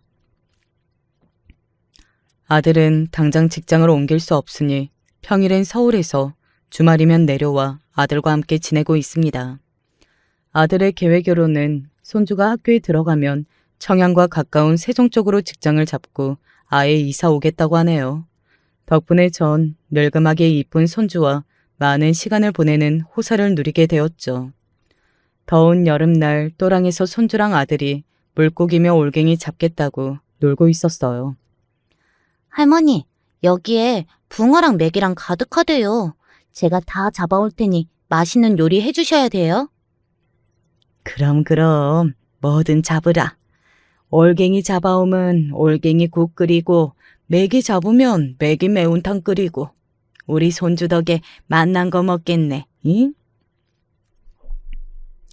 아들이 그물을 대면 손주는 주전자를 들고 고기를 몰면서 놀고 있습니다. 그 모습을 바라보는 전 무엇도 바랄 것 없는 무릉도원에 있는 것 같아요. 짧지 않는 내 인생을 바라보며 이만큼 근심 없이 행복한 때가 있었나 모르겠어요. 매일같이 일기를 쓰는 저에게 동네 아줌마가 여기 유튜브에 사연을 보내보라고 권유하더군요. 그 덕에 여기 영상을 감상하는 취미가 생겼는데 이렇게 제 이야기까지 쓸 기회를 얻게 되어 감사드립니다. 다 늙고 배운 것 없는 촌사람이 써보낸 글도 방송에 내주실까 모르겠어요. 만약 제 글이 채택되면 우리 자식들에게 자랑해 보려고요. 얘들아, 이 엄니가 쓴 글이 방송을 타부렸다. 응? 지금까지 제 이야기를 귀 기울여 들어주신 유튜브 예청자분들에게 감사드립니다. 또 재미난 이야기가 생기면 공기 좋고 물 맑은 청양에서 사연 띄워 보낼게요. 안녕히 계세요. 안녕하세요. 제가 시어머니에게 통쾌한 복수를 한 일이 최근에 생겨 이렇게 사연을 보냅니다. 정말 제 이야기를 듣고 믿지 못하실 분들도 계실 것 같은 제 사연은 100% 사실입니다. 익명의 힘을 빌려서라도 제 통쾌함을 널리 알리고 싶네요. 저희 집은 어릴 적부터 가진 것이라고는 하나도 없었습니다. 게다가 제 아래로 딸린 동생들만 넷이라서 사실 저는 더더욱 아무런 여유가 없었죠. 그래도 괜찮았습니다. 비록 가난하긴 했어도 저희 집은 제가 아는 그 누구보다도 화목했거든요. 언제나 가족들을 위해 사는 부모님, 가진 게 없어도 콩 한 쪽이라도 형제들과 부모들과 나눌 줄 아는 자식들. 허름한 집에서도 언제나 웃으며 지낼 수 있던 이유였습니다. 물론 장녀로서 포기해야 하는 것들이 많은 것은 맞습니다. 보통 저희처럼 가난한 집안은 저와 같은 장녀 혹은 장남이 동생들을 위해서 희생하는 경우들이 있잖아요. 그건 저 또한 마찬가지였습니다. 특히 동생들 중에서 셋째가 공부하는 것을 엄청 좋아했는데 아무래도 형평상 모든 자식들에게 균등하게 교육을 시키기가 어려운 상황이었습니다. 부모님은 그래도 첫째인 제가 공부를 하고 잘 되는 게 맞다고 생각하셨는지 먼저 대학 이야기를 꺼내셨어요. 엄마, 아빠, 난 그렇게까지 공부에 흥미 없어요. 차라리 아직 어리긴 하더라도 지금부터 이미 공부에 대해 의지를 보이는 셋째를 밀어주는 게 맞는 것 같아. 난 대학교 같은 건 안 가도 상관없어. 정말 괜찮겠니? 말은 그리해도 물론 저라고 해서 아쉬운 것이 없던 것은 아니었습니다. 저도 가능하면 대학교도 나와서 열심히 일하고 노력하면 가난한 저희 집이 더 이상 가난하지 않게끔 만들어주고 싶다는 욕망이 있었습니다. 하지만 현실적으로 포기할 부분이 있는 건 맞았어요. 부모님 앞에서는 어른스러운 척했지만 그때 저는 아직은 어렸던 터라 부모님 몰래 혼자 울기도 했어요. 그렇게 저는 대학에 진학하지 않고 곧바로 일을 하게 되었습니다. 자신을 위해 제가 공부를 포기하게 되었다는 것을 안 셋째는 내가 꼭 언니만큼 열심히 공부할게 라고 하며 늘 전교 상위권의 등수만 받아왔는데 그런 동생을 보는 것만으로도 굉장히 저는 뿌듯했습니다. 제 공부를 포기하고 셋째를 밀어준 것이 하나도 아깝지 않을 정도로 말이죠. 생각해보면 저는 부모님과 마찬가지로 한평생 가족만을 위해 살았던 것 같습니다. 변변찮은 친구도 없었고 그렇다고 연애를 하지도 못했죠. 그럴 수밖에 없었어요. 사람을 만나려면 학교도 가고 놀러도 다니고 해야 되는데 저는 성인이 되자마자 일을 하면서 돈을 벌기 바빴고 그렇다고 해서 일하는 자리에서 누군가를 만나자니 제가 그렇게 먼저 마음에 들 만한 남자도 없었으며 반대로 남자들 역시 저를 그렇게 마음에 들어하지 않았으니까요. 일하면서 친해진 친구들은 야, 너는 외롭지도 않아? 라며 매일 집 얘기만 하는 저를 안타깝게 보기도 했지만 사실 외로운 것도 외롭지 않다는 경험을 해봐야 외로운 게 느껴지는 거 아니겠어요? 너무 어린 나이부터 우정이며 사랑이며 제대로 경험해볼 기회가 없었기 때문에 가족들이 있는 이상 저는 남들이 걱정할 만큼 외로움을 느끼지도 않았습니다. 가족이 제 행복의 전부였으니까요. 그러나 부모님은 제가 이 상태로 30을 바라보는 나이가 되자 점점 그런 제가 걱정되었던 모양입니다. 은희야, 너도 이제 슬슬 연애도 해보고 그래야 되지 않겠니? 언제까지 동생들 뒷바라지만 할 순 없잖아. 네가 원하면 엄마가 선자리라도 알아보마. 아니야, 엄마. 우리 막내 아직 성인 안 됐잖아. 내 동생들 다 스스로 먹고 살 수 있을 때 그때 연애도 하고 내 삶 갖고 싶어. 지금은 아니야. 또 당장 누군가를 만나고 결혼하고 싶지도 않고. 부모님의 걱정은 충분히 이해가 됐지만 어머니의 제안도 정중하게 거절을 했죠. 참 다행스럽게도 동생들은 모두 올곧게 자라주었습니다. 그렇게 하나둘 동생들이 자라서 학생이던 막내 역시 성인이 되어서 각자의 삶을 살아갈 쯤이 되니 저는 어느새 30대 후반을 바라보고 있었습니다. 딱히 나이 앞자리가 바뀌는 것에 대해서 한 번도 생각해 본 적이 없었는데, 아니, 정확히는 생각을 해볼 겨를이 없었는데, 이제 저도 마음의 여유라는 것이 생기다 보니까 새삼 내가 벌써 40이 다 되어가는 건가 싶더라고요. 내가 벌써 40이 되었다니까 갑자기 너무 싫은 거 있지? 이미 많이 늦기는 했지만 나도 가정 꾸리는 것까진 아니라 한들 최소한 남자 만나서 사랑도 받아보고 사랑도 해주고 연애다운 연애를 하고 싶다는 마음이 들어.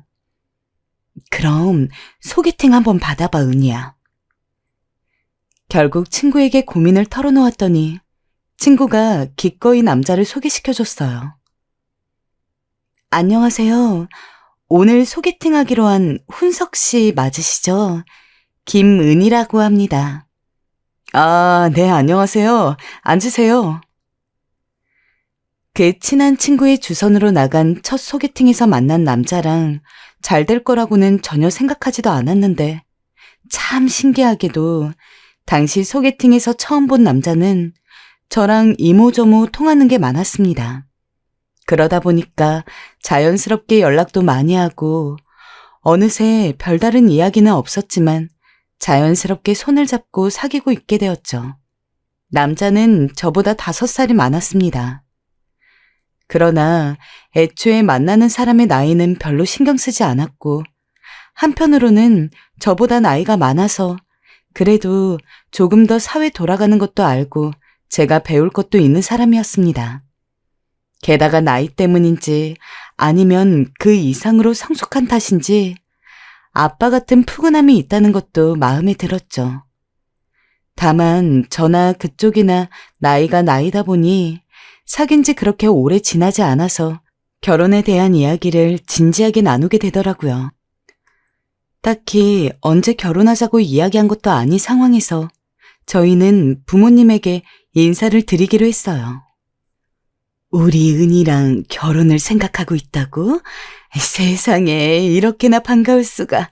그래, 얼른 날 잡고 식 올려야지. 아이고, 세상 살다 보니 이런 날이 오는구나. 정말 이 아버진 눈물이 날 것 같다. 엄마, 아빠, 이 사람도 있는데 부끄럽게. 당연히 저희 부모님은 평생 노처녀로 살다가 갈 줄 알았던 첫째가 결혼할 사람이라고 남자를 데려왔으니 쌍수를 들고 환영했죠.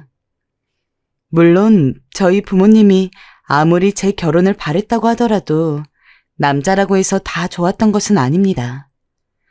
처음 남자친구를 데려갔을 때 이것저것 질문도 하고 물어볼 것도 물어본 뒤 부모님 선에서도 남자친구가 합격점에 들었던 거겠죠.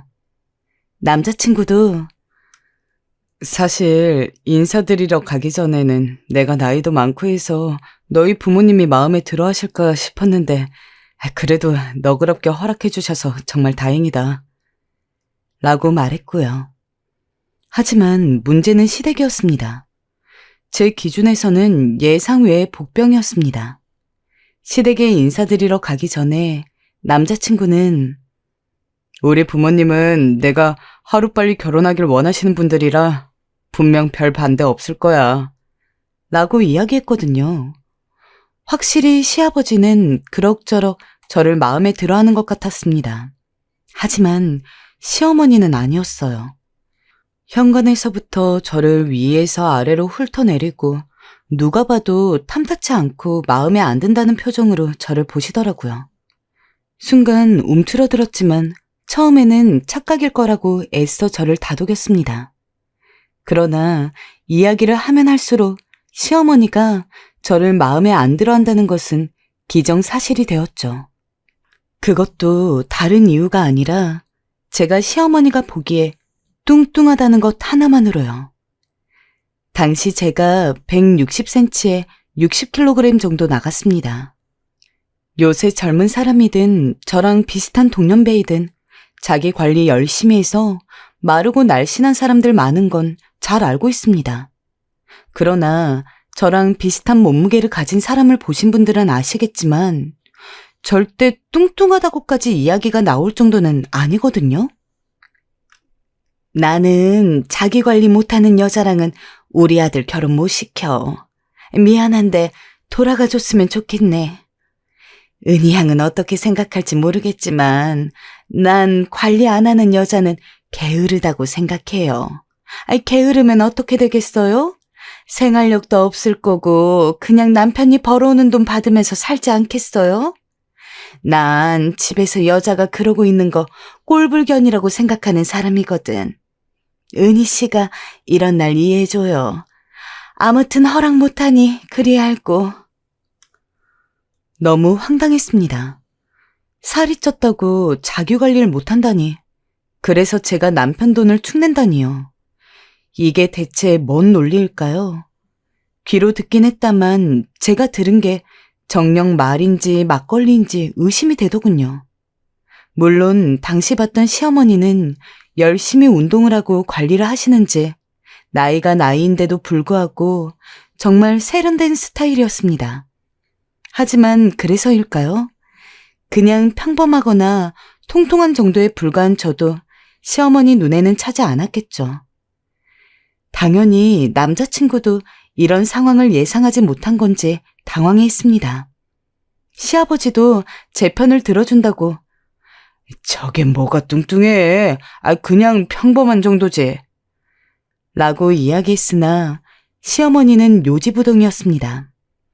제가 살이라도 빼지 않으면 절대로 남자친구와 결혼을 시켜주지 않을 기세였죠.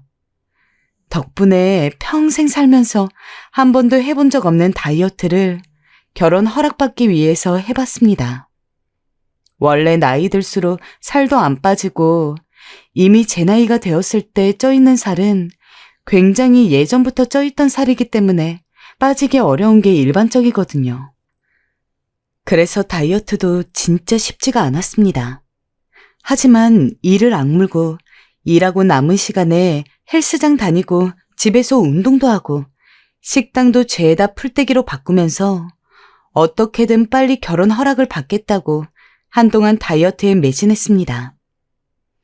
여러분, 혹시 몇 달간 다이어트 식단으로 살아보셨나요? 전 닭가슴살이랑 샐러드, 고구마 외엔 아무것도 먹지 않고 하루를 보냈는데 정말 생지옥 그 자체였습니다. 직장일이 좀 고단한 편이어서 간식 같은 걸 챙겨 먹어야 힘도 날 텐데 매일 풀떼기만 먹고 있으니 저절로 사람이 헬스케지더라고요. 거기다 직장 끝나면 그 힘든 운동을 2시간, 3시간 하니 침대에 머리를 눕히면 바로 기절을 하곤 했습니다. 사무실 직원들은 제가 이러다 죽는 게 아니냐며 우스갯소리를 던지곤 했죠. 미안해, 우리 엄마 때문에.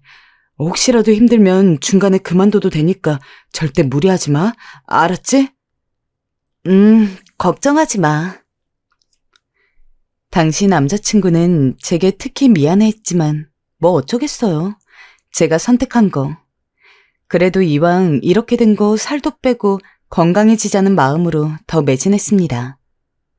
그 덕분에 약 2달 정도 만에 10kg을 빼서 50kg이 된 상태로 시댁을 다시 한번 찾아갔어요. 살을 빼긴 한 것 같네. 전보다 조금 낫긴 하네. 전엔 살이 투덕투덕해서 보기가 영 싫지만 이제 볼만은 한 것 같네. 뭐 어쨌든 알겠어요. 내가 원하는 대로 은희 씨가 맞춰줬고 살도 빼왔으니 앞으로 지켜볼게요. 지켜본다는 말씀은 결혼 허락해 주시는 건가요? 허락은 허락인데 살이라는 게 언제든 찔 수 있는 거니까 늘 신경 써요. 나도 신혼집 왕래하면서 지켜볼 거니까 여자한테 자기 관리는 필수니까 잊지 말고. 왕래요? 네. 엄마, 우리 결혼 허락해 주는 거죠? 고맙습니다, 엄마. 다행이다. 남자친구는 옆에서 속없이 기뻐했지만 전 그닥 좋지 않았어요. 힘들게 빼왔건만 하는 말이 앞으로 지켜볼 거다, 안 그럼 이혼이다 하는 기세로 말하는 게 기분이 나쁘기도 했고 영 불안하기도 했어요. 자기야, 어머님이 정말 나 살찌나 안 찌나 지켜본다는 건 아니겠지? 에이, 그럼 당연하지. 신혼집도 어차피 엄마 집에서 먼 데서 구할 거야. 걱정하지 마. 그래, 다행이다. 아깐 정말 떨렸어. 남편이 걱정 말라며 신혼집은 무조건 시댁에서 떨어진 곳에서 하자길래 그제야 좀 안심을 했습니다. 하지만 동생들은 제게 모두 결혼하지 말라 난리였어요. 아니, 언니, 살 빼와야 결혼 허락해준다고 해서 정말 살을 뺐다고? 언니, 예비 시어머니 너무하신 거 아니야? 아니, 무슨 그런 걸로 결혼 허락이니 많이. 제정신이야? 언니, 그런 집안은 결혼해도 시집살이 엄청 시킬 것 같아. 그래, 맞아. 언니, 그 남자 정말 좋아하는 거 아니면 그냥 결혼하지 마. 이 얘기를 들었을 땐 그 누구도 사실 이 결혼을 응원해주지 못했습니다. 직장 동료든 친구든 동생이든 모두 이상한 눈으로 시댁을 받고 제 시댁살이를 걱정해주더라고요. 주변에서 하도 난리니 저도 솔직히 고민이 되긴 했습니다. 예비 시어머니 행동이 정상은 확실히 아니었으니까요. 하지만 그럼에도 불구하고 한 번 더 제가 기함을 한 일이 있었는데요. 어느 날 예비 시어머니가 잠깐 백화점에 가자고 하더라고요. 백화점이요? 내가 뭐 살 게 있어서 말이다. 일 끝나면 나오거라. 결혼도 안 한 사이인데 예비 시어머니는 거의 저를 이미 너무 편하게 대하시고 계셨죠. 제가 일 끝나고 헐레벌떡 나가자 시어머니는 시계를 한번 보더니 얼른 들어가자고 하더군요. 그때부터 예비 시어머니의 폭풍 같은 쇼핑이 시작되었습니다. 솔직히 평소 쇼핑 좋아하지도 않고 돌아다니는 것도 귀찮아하는 편인데 옆에서 이 옷이 어떤지 봐달라, 저 옷은 어떠냐, 죄다 비슷한 옷을 몸에 맞추며 물어보시니 너무 피곤스러웠죠. 쇼핑이 끝나고 나서야 예비 시어머니가 다음에도 같이 오자고 하는데 상상만으로도 너무 끔찍해서 머릿속으론 다음엔 아파서 못 간다고 해야겠다 고 생각하고 있었습니다. 그런데 갑자기 예비 시어머니가 택시를 잡는 도중 그러더라고요. 내가 오늘 지켜봤는데 네가 돈을 잘 쓰지 않더구나. 그 점이 아주 마음에 들었어. 합격이다. 네? 합격이요? 내가 너 테스트 한번 해본 거야. 네가 예쁘게 돈 쓰나 안 쓰나 보려고 말이다. 명품 이름도 잘 모르고 하는 걸 보니 정말 우리 아들 말처럼 검소하긴 한가 보구나. 아무튼 오늘 즐거웠다. 난 가마. 예비 시어머니가 저렇게 말하곤 택시에 타 집으로 사라지는데 순간 멍했습니다. 그러니까 전 그날 시어머니의 시험을 당한 거고 저도 모르는 사이 합격을 한 거였죠. 웃기지 않나요? 따라가 달라 해서 따라가 줬더니 알고 보니 그게 제가 사치를 하나 안 하나 하는 시험이었다는 게. 솔직히 기분이 너무 나빴습니다. 그래서 남자친구에게 이 일을 다 털어놓았고 남자친구도 한숨을 쉬며 자기 엄마가 좀 철없는 데가 있으니 이해해달라 하더라고요. 아무리 철이 없어도 그렇지 철없는 건 10대, 20대라도 되어야 귀엽게 봐줄 수 있는 거 아닌가요? 그 나이 먹고 시어머니랍시고 절 그런 식으로 시험했다는 것 자체가 너무 어이가 없었어요. 차마 동생들에겐 말하지 못하고 이 일을 친구들에게 말했더니 반응은 하나같이 당장 헤어져였어요. 예비 시어머니는 이뿐만이 아니었어요. 백화점 이외에도 저를 카페며 밥집이며 어디든 끌고 다니셨는데 이게 전처럼 또 무슨 이상한 며느리 자격 알아보기 시험일까봐 불안해서 말이죠. 밥이라도 맘 편히 먹을 수가 없었습니다. 늘 소화제를 들고 종종 걸음으로 예비 시어머니 뒤를 따라다녀야 했어요. 얘야, 이 스카프 나한테 잘 어울리니? 이게 낫나? 어머님, 둘 다 이쁜데요. 가격 대비 이게 더 저렴하고 이쁘니 꽃 스카프를 하시는 게 어떨까요? 말씀드렸지만 둘 다 너무 잘 어울리세요. 가식적인 미소와 칭찬, 애교, 아양은 늘 장착하고 말입니다. 이쯤에서 여러분은 그럼 왜 제가 바보처럼 한마디도 하지 않고 그냥 다 하자는 대로 했냐고 물으실 수도 있겠는데요. 당시 저는 남자친구를 많이 사랑하고 있었고 무조건 결혼을 하고 싶었어요. 이게 첫 번째 이유일 수 있겠네요. 두 번째론 어머니가 좀 철없고 얄미운 부분이 많긴 했지만 그래도 제게 말실수를 크게 한다거나 저를 못살게 굴진 않았어요. 나름대로 옷 쇼핑을 가도 제 옷 한 벌은 꼭 사주시려 했고 밥을 먹으러 가도 집에 가서 먹으라며 1인분을 포장해 주시기도 했고요.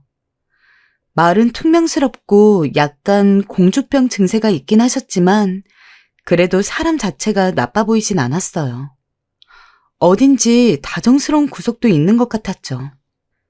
물론 절 볼 때마다 몸매를 체크하고 매서운 눈초리로 감시를 하긴 했지만 사람은 누구나 다 완벽하지 않다고 생각하기 때문에 저도 그럴 거라 생각했기 때문에 어머니의 좋은 점이든 나쁜 점이든 그대로 받아들이려 했어요. 하지만 이게 실수였을까요? 제가 사람 보는 눈이 정말 형편없는 걸까요? 어느 날 대형 사건이 터지고 말았네요. 제가 살까지 빼고 시어머니 허락도 받았으며 모두가 저희의 결혼에 대해서 반대하지 않은 상황이 도래했을 때 저는 정말로 더 문제될 게 없다고 생각했습니다. 이제 남은 것이라고 해봤자 상견례 그리고 저희 둘의 결혼식뿐이었으니까요. 그러나 괜찮을 거라고 마음을 놓고 있던 상견례 자리에서 문제가 생기고 말았습니다. 바로 상견례 자리에서 예상치 못하게 시어머니가 학벌 이야기를 꺼내시면서부터였죠. 여기서 잠깐 상견례 해보신 분들이라면 아시겠지만 보통 시어머니가 예비 사돈에게 학벌 같은 얘기를 묻지 않잖아요. 그런데 너무도 아무렇지 않게 질문을 하시더군요. 사돈어른, 대학교는 어디 나오셨어요? 아, 네. 저는 어렸을 때 집안 형편 때문에 중학교밖에 못 나왔어요. 네? 중졸이라고요? 저희 어머니는 저와 비슷한 처지였습니다. 어머니도 여러 형제 중 첫째였는데 어머니 역시 가난한 집에서 태어났기 때문에 제가 지금껏 동생들을 돌본 것처럼 어머니도 동생들을 돌보느라 제대로 공부를 할 수 없는 상황이었거든요. 그래서 중학교까지만 학교를 나오고 고등학교 가서는 바로 공장에서 일을 다니며 집으로 생활비를 보냈다고 들었습니다. 사실 이미 저만 해도 그런 식으로 살고 있었고 세상에 저희 같은 집이 아주 보기 힘들었던 것도 아니기 때문에 솔직히 저는 한 번도 어머니가 그렇게 살아온 것에 대해서 부정적인 방향으로 생각을 해본 적이 없었어요. 물론 제가 사랑하는 어머니이기 때문에 어머니가 풍족한 가정 환경에서 돈 걱정 없이 행복하게 잘 살았으면 더 좋았을 거라는 바람을 가져본 적은 있지만 그러지 못했다고 해서 그런 어머니가 남들에게 무시당해도 된다거나 혹은 부끄럽다고 생각한 적은 한 번도 없었습니다. 그러나 시어머니에게는 아니었던 모양입니다. 못 배운 거 티내는 것도 아니고 어쩜 저렇게 부끄럼 한 점 없이 당당하게 이야기한다. 아유, 정신이 아득하네 정말. 순간 상견례 자리가 싸해졌습니다. 시어머니는 혼잣말처럼 한다고 한 것 같은데 저는 물론이고 시아버지, 남자친구, 저희 아버지, 어머니까지 다 듣고 말았죠. 잘못 들은 거라고 생각하려 해도 처음에는 그래도 그럭저럭 어머니를 대우해주는 것 같았던 시어머니가 한순간의 돌변에서는 자기보다 아래를 보는 눈으로 어머니를 보는 것을 확인한 순간 저희가 잘못 들었다거나 오해인 게 아닌 것은 확실했습니다. 솔직히 저 살찐 것 가지고 뭐라 하는 거는 어이가 없었기는 해도 그냥저냥 참을 수 있었습니다. 겸사겸사 내 건강도 챙길 겸 살 빼면 좋으니까 하고 좋게 넘어갈 수 있었던 일이기도 했으니까요. 근데 다른 것도 아니고 저희 어머니 학벌을 가지고 그러는 건 저도 참기가 힘들더라고요. 시어머니 말이 끝나자마자 남자친구와 시아버지는 좌불안석이 된 표정이었습니다.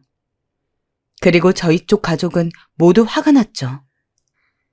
당시 시어머니랑 어머니가 학벌 이야기를 할 때 남은 가족들은 어디서 결혼식을 하면 좋을지 또 언제 결혼을 해서 신혼집은 어디 차리면 좋을지 그런 이야기를 하고 있었는데 정말 시어머니의 그 한마디로 모든 이야기의 흐름이 뚝 끊기고 말았습니다. 아버지가 처음에 그 말을 듣고 욱하는 표정으로 시어머니에게 뭐라고 하려고 했지만 어머니가 괜찮다고 참으라고 해서 한 번은 넘어갔어요. 근데 그 뒤로 시어머니는 저희 가족이 무슨 말만 하면 이러면 학벌이 별로이면 하고 정말 말끝마다 학벌을 따지며 혀를 쯧쯧 차더라고요. 그러면서 은근히 본인 학벌 자랑을 하는 겁니다. 정말 꼴보기 싫게요. 저는 요즘 스카이라고 부르는 곳 중 한 군데를 나왔는데요. 거긴 학교가 정말 넓어요. 얼마나 넓었냐면 경영 수업 들으러 갔다가 문학 수업 들으러 가려 하면 20분은 걸어야 했거든요. 걸어 다니다 보면 얼마나 쥐가 나던지 그래도 살 뺀다 생각하고 열심히 다녔네요. 아무래도 지금 그 덕에 제가 살이 잘 안 찌는 체질이 된 것 같아요. 제 나이 되면 다 등산 다니고 헬스 끊고 해야 살이 빠진다던데 저는 전혀 아니거든요. 네, 그러시군요. 저희 어머니 표정은 더 떨떠름해졌습니다. 이런 저희 어머니 반응에도 불구하고 시어머니는 계속 주절주절 이야기를 늘어놓으셨어요. 나 좋아하는 남학생들이 얼마나 많았는지 지금 들으면 사돈 어르신도 알실 만한 기업 아들이 저를 그렇게 쫓아다녔어요. 제가 우리는 집안 수준이 달라서 안 된다고 그리 말했는데도 괜찮다면서 자기는 절 너무 좋아한다고. 지금 생각하면 참 웃음이 나요. 아무튼 대학을 나오니까 이렇게 할 말도 많고 추억도 많더라고요. 그때는 힘들었어도 지금 생각하면 다 추억이에요. 근데 사돈은 대학은커녕 중졸이니 추억이 정말 없으시겠네요. 솔직히 말해서 좀 놀랍긴 해요. 제 주변에 중졸이 별로 없기도 하고 사실 상상치도 못했던 이야기라. 아니면 검정고시를 지금이라도 해보시는 게 어때요? 아무래도 중졸로 사시기엔 너무 부끄럽지 않으실까요? 뭐라고요? 저희 어머니도 이젠 언성이 높아졌습니다. 일단 시댁은 저희보다 잘 사는 것은 맞았습니다. 그리고 시어머니 말이 맞다면 저희 어머니는 물론 저희 가족보다 학벌이 좋은 것도 맞습니다. 하지만 그렇다고 해서 상견례 자리에서 자기 아들 며느리 될 사람 부모를 그런 식으로 깎아내리는 것은 너무 도의적으로 옳지 않은 일 아닙니까? 차라리 제 학벌을 가지고 뭐라고 했으면 그건 또 모르겠네요. 근데 결혼은 저랑 남자친구 둘이 하는데 왜 아무 상관도 없는 어머니가 그런 날선말에 상처를 받아야 하는지. 시어머니의 말이 점점 심해지자 결국 아버지가 먼저 자리를 박차고 일어났습니다. 사람 학벌로 평가하는 거 아니라는 거 누구나 기본적으로 알고 있는 사실인 줄 알았는데 사돈 어른은 아닌 모양이군요. 우리 비록 배운 것은 없어도 자식놈들 어디 가서 인정받고 사랑받을 수 있도록 인성교육 하나는 잘 시켜왔습니다. 내 딸이랑 그쪽 아들 결혼 허락해준 것도 그쪽 아들이 내 딸을 잘 사랑해줄 것 같아서 허락한 건데 이렇게 근본 없는 부모 아래서 자랐을 줄은 꿈에도 몰랐군요. 이 결혼은 없던 걸로 하겠습니다. 저도 남자친구를 좋은 사람이라고 생각을 했지만 시어머니 때문에 결혼을 하고 싶은 마음이 안 들었습니다. 저희 어머니가 자식들을 위해서 얼마나 노력하는지도 모르고 정말 아무 상관도 없는 타인이 흠이 되지도 않을 것을 억지로 꼬투리 잡아서 흠으로 만들고 저희 어머니를 모욕하는 건 참을 수가 없었습니다. 그래서 당황하며 말리는 어머니 손을 잡고 일어나서 아버지와 같이 셋이 상견례 자리를 나왔습니다. 네 남자친구 될 리는 좋은 사람 같았는데 애미 된 사람이 보통이 아니구나. 어디서 저런 말을 아무렇지 않게 씨부리고 있어. 아주 요절을 내주고 싶었는데 참았다. 아버지는 화가 난다고 씩씩거리며 시어머니 욕을 했죠. 어머니는 괜히 본인 때문에 제가 결혼을 못하는 거라고 생각이 들었는지 착잡한 얼굴이었습니다. 그러나 저는 그런 어머니한테 말했어요. 제가 남자친구를 좋아하는 것도 맞고 결혼하고 싶다고 생각했지만 평생 얼굴 보고 살 시어머니가 저렇게 어머니를 모욕하는 꼴은 죽어도 못 본다고요. 그래서 집으로 돌아오는 길에 남자친구한테 헤어지자고 문자를 보냈습니다. 당신이 정말 괜찮은 사람이라고 생각해. 어떻게 보면 나한테 과분하다고 생각하고. 하지만 당신 어머니가 그렇게 나오는 이상 나 절대로 당신이랑 결혼 못해. 결혼은 물론이고 연애도 마찬가지야. 나한테 뭐라 그러는 거였으면 이해할 수 있었는데 우리 엄마한테 그러는 건 자기 어머니가 심했다는 거 자기도 알 거야. 그러니까 우리 더는 만나지 말자. 그동안 고마웠어.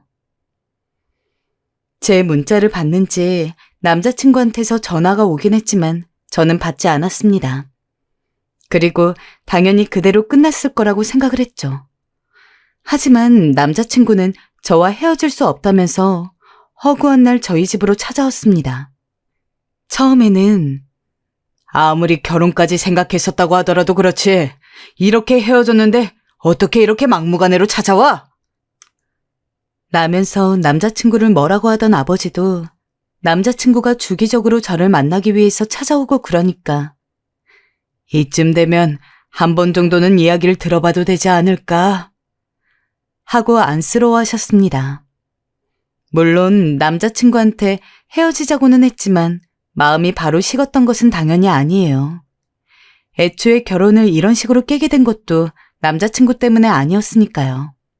하지만 아무리 생각해도 지금 제가 순간 마음이 약해져서 남자친구랑 이야기를 해서 어찌저찌 다시 사귀고 그 뒤로 재차 결혼까지 생각을 해본다고 해도 시어머니가 기본적으로 마음을 바꾸실 사람이 아니었기에 저희 가족은 분명히 또 상처받는 일이 생길 거라는 게 확실했어요. 미래가 안 보이는데 희망 고문하는 게 더 나쁘잖아요. 그렇기 때문에 절대 만나주지 않았습니다. 그러기를 한 달이었나요? 이제 남자친구도 더 이상 찾아오질 않길래 이제는 포기했나 보다 싶었습니다. 근데 그날 부모님이 일을 하고 집에 들어오셨는데 두 분 다 웃음기 가득한 얼굴 표정으로 귀가하시더라고요. 무슨 재밌는 일이 있었나 싶어가지고 부모님한테 물어봤습니다. 오늘 뭐 좋은 일 있으셨어요? 왜 이렇게 두 분 다 웃으면서 들어오세요? 아니, 그게 말이다. 오늘 네 남자친구였던 애가 찾아왔거든. 저희 아버지 어머니는 같은 곳에서 일을 했습니다. 그렇기 때문에 출근도 퇴근도 시간이 똑같아서 늘 함께 나가고 함께 돌아오시곤 했는데 오늘 저희 부모님이 일하는 곳에 남자친구가 찾아간 모양인가 보더라고요. 처음엔 화가 났습니다. 남자친구 입장에서 저랑 그만큼 결혼을 하고 싶다는 마음은 알겠는데 아무리 그래도 그렇지 어떻게 저희 부모님한테 직접 찾아가나 싶어서요. 부모님도 저랑 비슷하게 처음에는 그리 마음에 들지 않았다고 합니다. 근데 남자친구가 꺼낸 말에 정말 웃지 않고는 배길 수 없었다고 하셨죠. 저희 어머님이 학벌 콤플렉스가 있습니다. 그때 스카이라면서 이야기를 했지만 사실 저희 어머님은 초등학교밖에 못 나오셨습니다. 스카이 대학교를 나왔다 하면서 중졸인 저희 어머니를 그렇게 무시했던 시어머니가 사실은 초졸이라니. 그 말을 듣는 순간 저도 배꼽 잡고 웃을 수밖에 없었습니다. 물론 초졸이든 중졸이든 대졸이든 다른 사람을 그렇게 대놓고 학벌 가지고 무시해서는 안 되는 게 맞지만 솔직히 저희 어머니 학벌 안 좋은 사람이 마치 그 학교를 나온 것 마냥 거짓말까지 치고 그랬다는 게 어이가 없고 우습더라고요. 얘야, 우리가 이번에 다시 한번 생각을 해보게 되었는데 아무리 따져봐도 네 남자친구는 사돈 어른이랑 다르게 정신이 제대로 박힌 것 같더구나.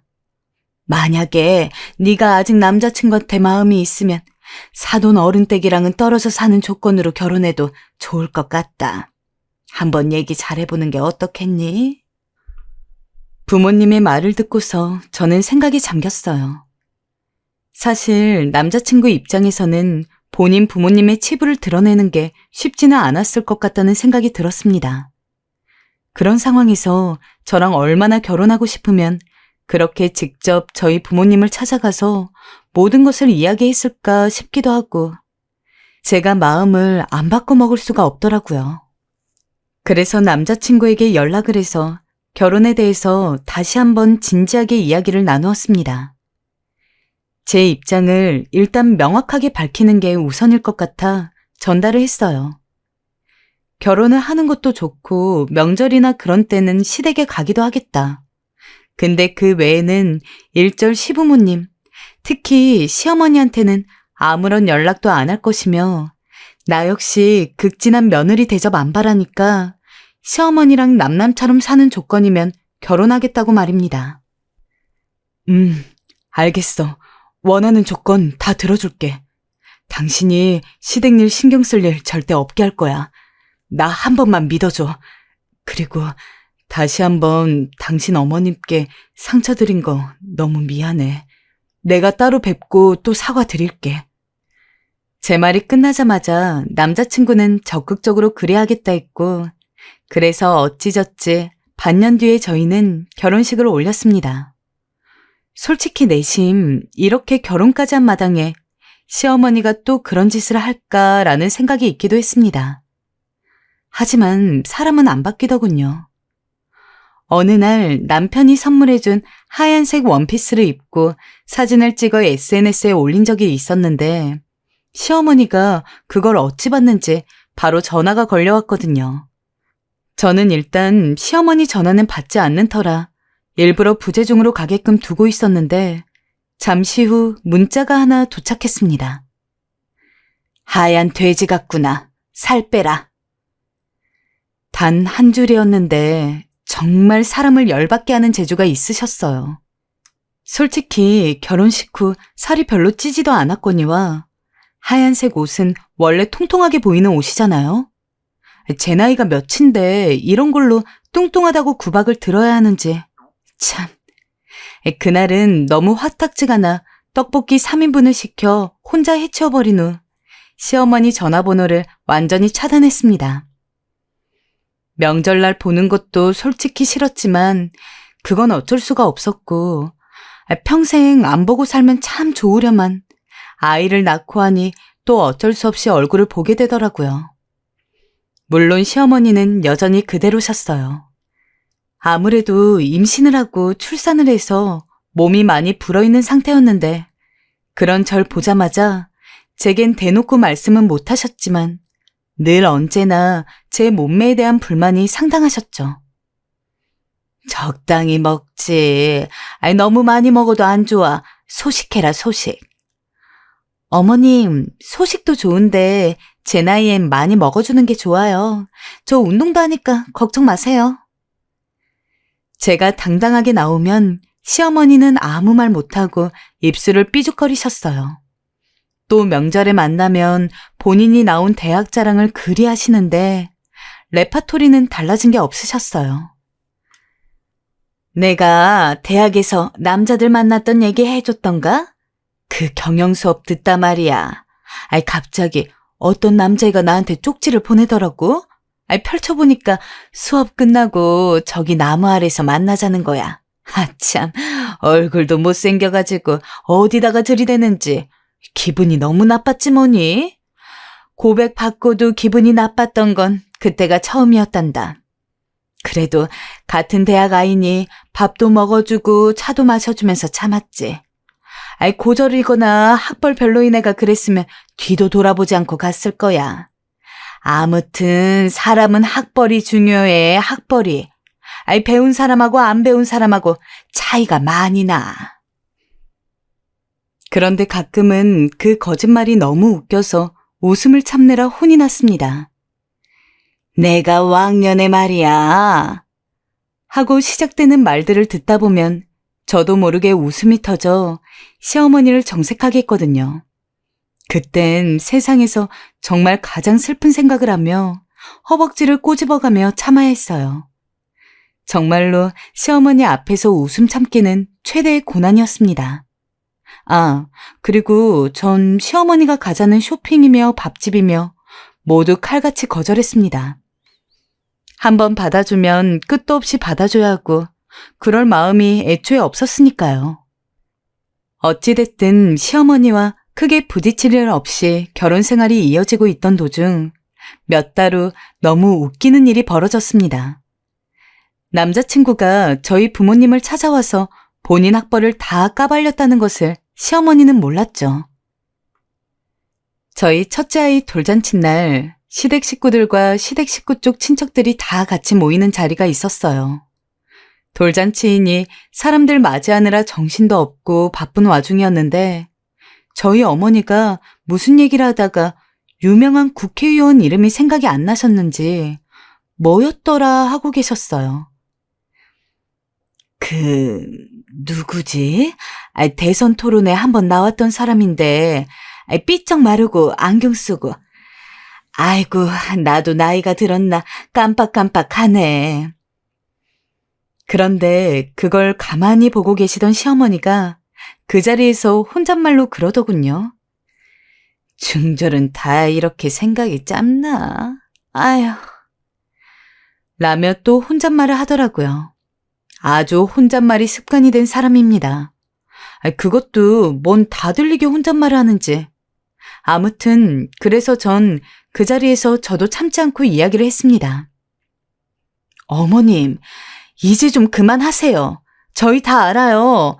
어머니가 그때 스카이 대학교 나왔다고 했지만 사실 초등학교 졸업만 간신히 했다는 거. 중학교도 못 나왔으면서 왜 중학교 졸업한 저희 어머니한테 뭐라 그러세요? 뭐? 시어머니가 아무 말도 못하고 새빨갛게 얼굴이 달아오르는 꼴이 아직까지도 기억이 납니다. 게다가 시어머니가 초졸이라는 걸 시아버지나 남편 빼고는 아무도 몰랐는지 시댁 식구들 사이에서 웅성거림이 들리더라고요.